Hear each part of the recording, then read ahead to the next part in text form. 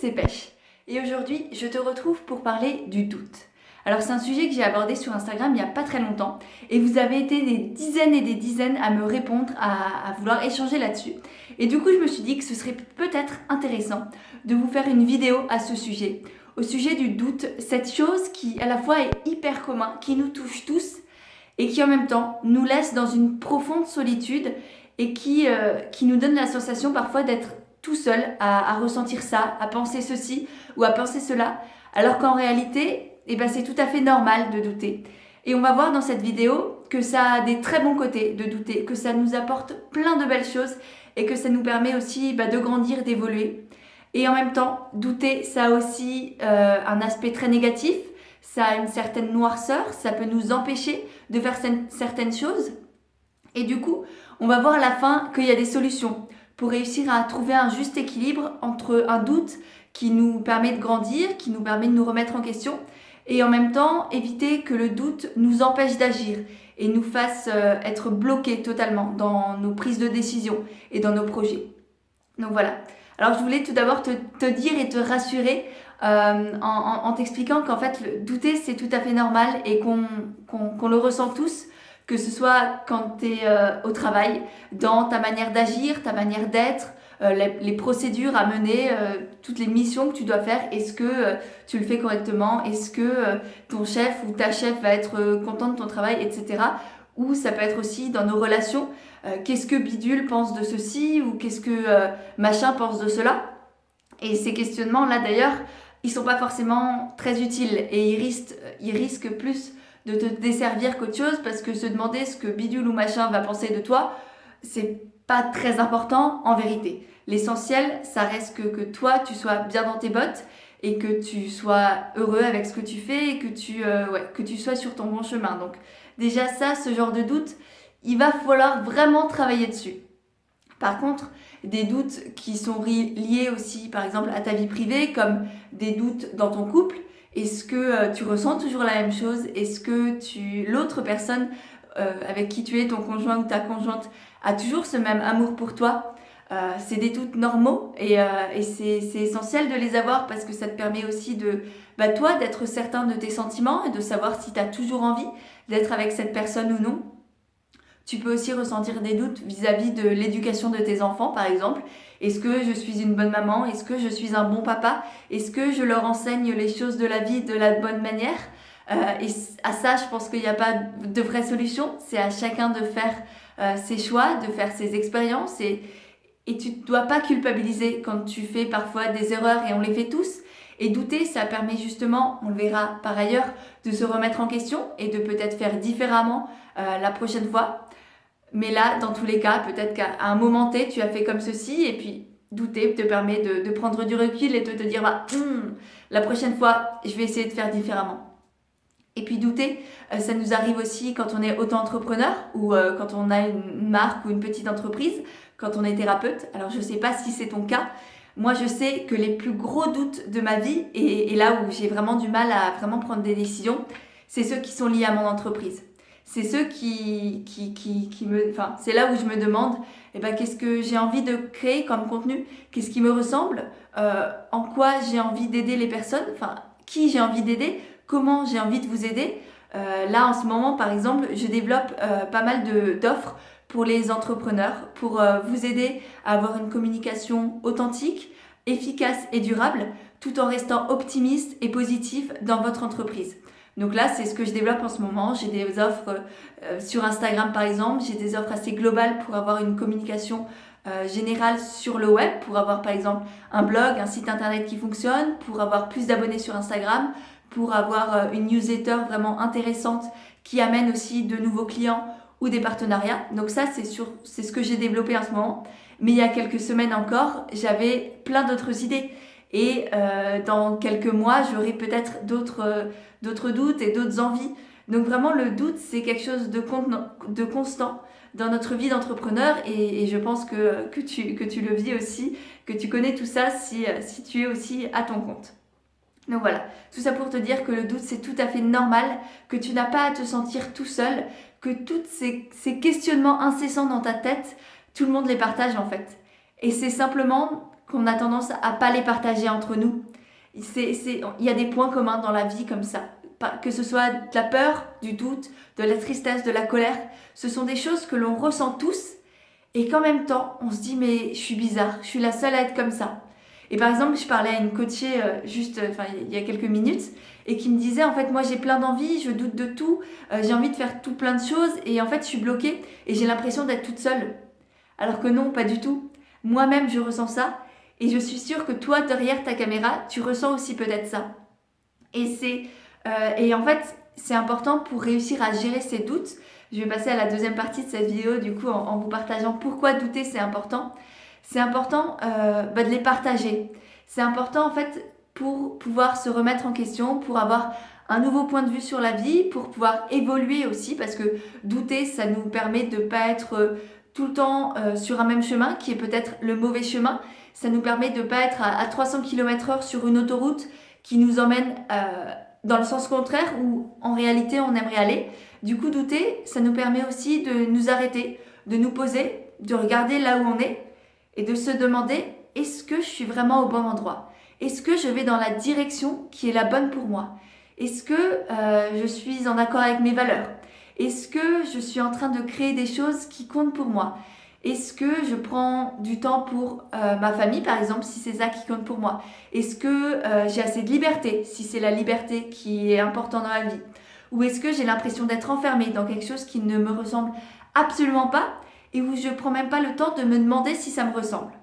Du coup, douter, ça permet vraiment de se poser et de prendre du recul sur tout ce qui nous arrive au quotidien. Ça nous permet aussi de découvrir d'autres choses, d'aller vers d'autres sentiers que l'on n'aurait pas forcément empruntés de prime abord. Ça nous permet en fait de voir l'esprit plus grand, de s'ouvrir en fait à d'autres possibilités qu'on n'aurait pas vues quand on a la tête dans le guidon et qu'on veut absolument faire ça sans même se demander si c'est la bonne chose à faire. Donc voilà, douter c'est vraiment important, ça permet de se construire, de se remettre en question et de prendre un chemin différent si c'est ça dont on a besoin. Ou au contraire, ça permet de se dire ok, je suis dans la bonne direction, du coup je peux accélérer et je peux aller encore plus vite pour aller encore plus loin. Donc voilà, le doute c'est extrêmement important. Par contre, troisième partie de la vidéo, le doute c'est aussi dangereux, voire néfaste parfois, s'il n'est pas maîtrisé. S'il nous bloque, s'il nous empêche d'avancer, si il est dû à un énorme manque de confiance en nous qui fait en sorte qu'on remet absolument tout en question et qu'on ne prend jamais la peine de faire des choix et d'essayer des choses. Le doute, c'est un bloquant très très puissant et dont on est les seuls à pouvoir se défaire en fait. Douter, ça vient de nous, ça peut être dû à d'autres personnes, enfin on peut s'imaginer des choses qui viennent d'autres personnes, mais en fin de compte, c'est nous qui nous créons nos propres doutes. C'est nous qui nous créons aussi nos croyances limitantes. Et le doute et les croyances limitantes sont aussi totalement liés et tu peux pas, enfin, on va avoir du mal à les dissocier. Et du coup, en fin de compte, douter, ça peut aussi nous emporter dans un cercle vicieux où on n'ose pas faire les choses. Du coup, on se dit qu'on n'est pas capable de faire ces choses-là. Et du coup, on les fait pas. Et du coup, on se dit qu'on n'est pas capable. Et du coup, on les fait pas. Et du coup, on fait jamais rien. Et du coup, on doute. On doute de nous. On doute de nos capacités. Et du coup, on va aussi être beaucoup plus influençable par rapport à ce que les autres vont dire ou penser de nous. On va se dire, ah bah oui, effectivement, eux, ils doivent avoir raison. Parce que moi, j'ai pas la bonne solution, je sais pas faire des choix. Et du coup, je vais me baser sur ce que disent ou ce que pensent et ce que eux me conseillent de faire. Alors que c'est pas forcément ce qui compte pour nous.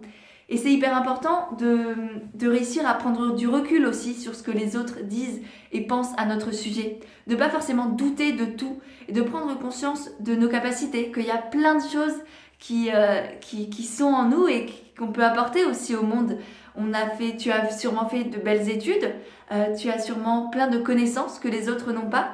Et un exercice par exemple qui peut être très intéressant à faire, c'est de lister ce que tu peux faire et ce que tes proches, par exemple, ne sont pas capables aujourd'hui de faire. Par exemple, tu as fait une formation, je ne sais pas, en pharmaceutique ou en comptabilité ou dans le BTP, par exemple. Et bien ça, ce sont plein de capacités que les autres n'ont pas. Tu es aussi peut-être capable de créer des programmes sur Internet. Tu es peut-être capable de, je sais pas, de faire... Moi, par exemple, j'admire les personnes qui sont capables de nettoyer les vitres hyper facilement. Moi, c'est un truc, c'est tout con, hein, je sais, tu vas peut-être me prendre pour une folle, mais mes vitres sont dégueulasses parce que je n'y arrive pas. Et j'admire vraiment les personnes qui ont cette capacité de, hop là, le petit tchac, hop là, la vitre, elle est nickel. Moi, il y a des traces absolument immondes de partout et c'est infect. Et pourtant, bah voilà, c'est comme ça.